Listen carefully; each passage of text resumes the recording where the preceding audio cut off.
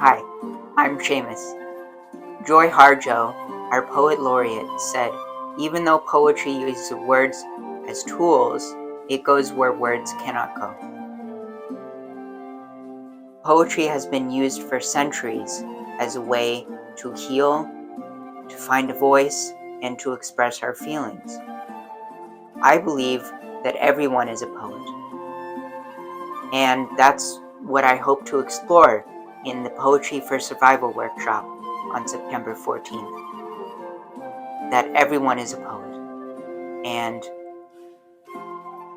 we are going to explore how we can put our feelings onto the page in a group of like-minded peers in a supportive, fun, and safe environment.